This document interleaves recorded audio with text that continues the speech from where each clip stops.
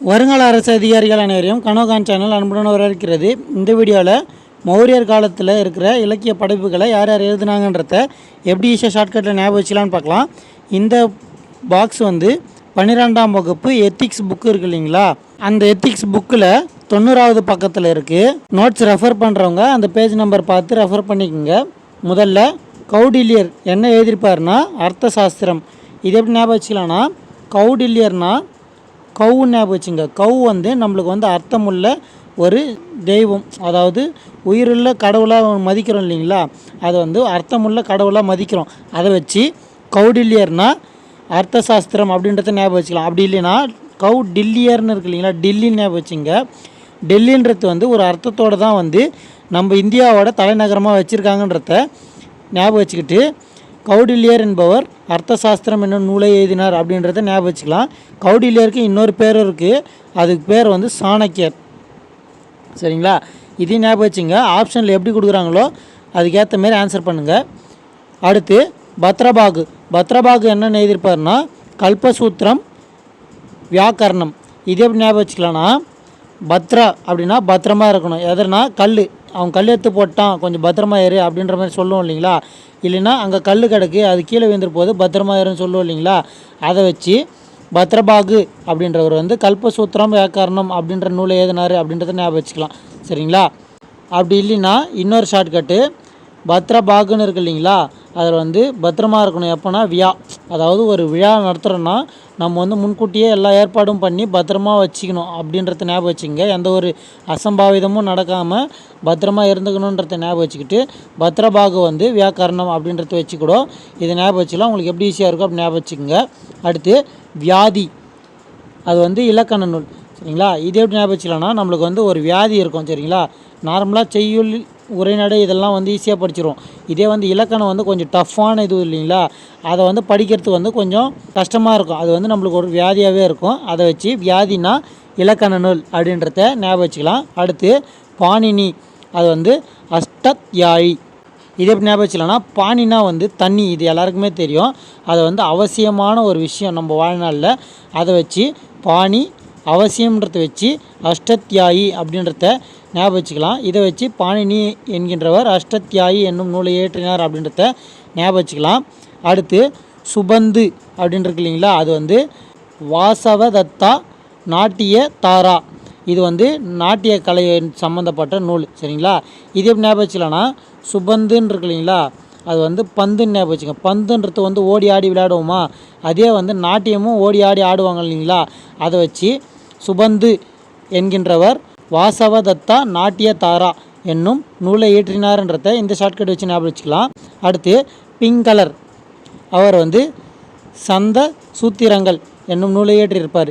இது எப்படி ஞாபகம் வச்சுக்கலாம்னா, பிங்க் கலர்னு இருக்கு இல்லைங்களா, அது சேர்த்து படிங்க. பிங்க் கலர் அப்படின்னு வருது இல்லைங்களா, ஒரு கலரு சந்து ஃபுல்லாக அடிச்சிருக்காங்க அப்படின்றத ஞாபகம் வச்சுக்கோங்க.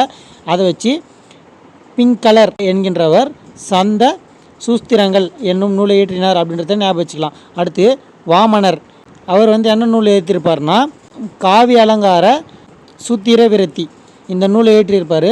இதே எப்படி ஞாபகம் வச்சுக்கலாம்னா, வாமனர், வாமனர்னா வாங்க அப்படின்ற மாதிரி அழைக்கிற மாதிரி இருக்கு இல்லைங்களா, இது அலங்கார, அதாவது அலங்காரம் பண்ணிவிட்டு வாங்க அப்படின்ற மாதிரி சொல்கிற மாதிரி ஞாபகம் வச்சுங்க. அதை வச்சு வாமனர் என்கின்றவர் காவி அலங்கார சூத்திர விருத்தி என்னும் நூலை இயற்றினார் அப்படின்றத ஞாபகம் வச்சுக்கலாம். அடுத்து சிலாலின் கிருசாஸ்வர், இவர் எந்த நூலை எழுதியிருப்பார்னா நாடக சூத்திரங்கள். இது எப்படி ஞாபகம் வச்சுக்கலாம்னா, இப்போது நாடக நூல்னா நாடகன்றது இன்னொருத்தரோட கதையை வச்சு தான் நாடகமே நடக்கும் இல்லைங்களா. அதாவது ஒரு உண்மை கதையை எடுத்து நாடகமாக நடிப்பாங்க இல்லைங்களா, அதை ஞாபகம் வச்சுங்க. இங்கே சிலாலின் கிருசாசர் அப்படின்னு இருக்கு இல்லைங்களா, இது சிலாலின் அவருடைய கிருசாஸ்வர் அப்படின்னு வருது இல்லைங்களா, அதாவது அவங்க கதையை நாடகமாக நடிக்கிறாங்கன்றத ஞாபகம் வச்சுங்க. அதை வச்சு சிலாலின் கிருசாஸ்வர் என்கின்றவர் நாடக சூத்திரங்களை எழுதினார் அப்படின்றத ஞாபகம் வச்சுக்கலாம். அப்படி இல்லைன்னா இங்கே கிருசாஸ்வர்னு இருக்கு இல்லைங்களா, அது கிருசாஸ்ன்றத கிருஷ்ணர் நாடகம் சொல்லி ஞாபகம் வச்சுங்க. அதை வச்சு கிருஷ்ணர் நாடகன்றத சிலாலின் கிருசாஸ்வர்ன்றதையும் நாடக சூத்திரங்கள்ன்றதையும் ஞாபகம் வச்சுக்கலாம். சரிங்களா, இந்த ஷார்ட்கட் வச்சு இந்த நூலோட பெயரையும் இயற்றியவரையோட பெயரையும் ஞாபகம் வச்சுக்கலாம். அடுத்து பௌத்த சமய நூல், இது திரிபிடகங்கள். அதாவது பௌத்த சமய நூல்னு எதை சொல்லுவாங்கன்னா திரிப்பீடகங்களில் சொல்லுவாங்க. இது எப்படி ஞாபகம் வச்சுக்கலன்னா, பௌத்தம் அப்படின்றது நம்மளுக்கு தெரியும் சரிங்களா. இது வந்து சமய நூலுன்றது இது சொல்கிறாங்கன்றது எப்படி ஞாபகம் வச்சுக்கலன்னா, சமயம்னா கோயில்கள் அதெல்லாம் இருக்குது இல்லைங்களா, அங்கே வந்து திரி வச்சு தீபம் ஏற்றுவோம் இல்லைங்களா, அதை வச்சு பௌத்த சமய நூலுன்றது வந்து திரிப்பீடகங்கள் அப்படின்றத ஞாபகம் வச்சுக்கலாம். அடுத்து வேதாந்த நூல்கள், இது வந்து கிருஷ்ய சூத்திரம். இது எப்படி ஞாபகம் வச்சுக்கலாம்னா, வேதம்னு இருக்கு இல்லைங்களா, வேதம் கிருஷ்ணர் சரிங்களா, இதை வச்சு இது ஞாபகம் வச்சுக்கலாம். வேதம்னு வந்து கிருஷ்ணர்ன்னு சொல்லுவாங்க, கிருஷ்ய அப்படின்னு சொல்லுவாங்க இல்லைங்களா. அதாவது வேதம்னா வந்து சமஸ்கிருதம் படிப்பாங்க இல்லைங்களா, அதுதான் வந்து வேதம்னு சொல்லுவாங்க இல்லைங்களா. வேதம்லாம் வந்து சமஸ்கிருதத்தில் தான் சொல்லுவாங்க. இந்த கிருஷ்ய அப்படின்ற வார்த்தை கூட சமஸ்கிருதம் மாதிரி தான் வரும். அதை வச்சு வேதாந்த நூல்கள் வந்து கிருஷ்ய சூத்திரம் அப்படின்றத ஞாபகம் வச்சுக்கலாம். இதுதான் வந்து மௌரிய காலத்தில் இருக்கிற இலக்கிய படைப்புகளை ஈஸியாக ஞாபகம் வச்சதுக்கான ஷார்ட்கட் வீடியோ. இந்த வீடியோலேருந்து ஒரு சில கேள்வி கேட்குறேன், அதுக்கான பதிலை தெரிஞ்சால் கமெண்ட்டில் ஆன்சர் பண்ணுங்கள். முதல் கேள்வி, பாணினி எந்த நூலை இயற்றினார்? இது வந்து முதல் கேள்வி. இரண்டாவது கேள்வி, பத்ரபாகு இயற்றிய நூலின் பெயர் என்ன? அடுத்து மூன்றாவது கேள்வி, பிங்களர் இயற்றிய நூலின் பெயர் என்ன? இது மூன்றாவது கேள்வி. நான்காவது கேள்வி, சாணக்கியர் இயற்றிய நூலின் பெயர் என்ன? இந்த 4 கேள்விக்கான பதிலை தெரிஞ்சால் கமெண்ட்டில் ஆன்சர் பண்ணுங்கள். இந்த வீடியோவோட ஷார்ட்கட் உங்களுக்கு பிடிச்சிருந்தா வீடியோவை லைக் பண்ணிக்கோங்க.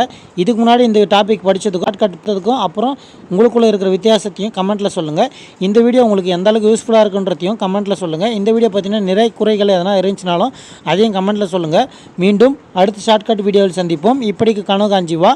நன்றி, வணக்கம்.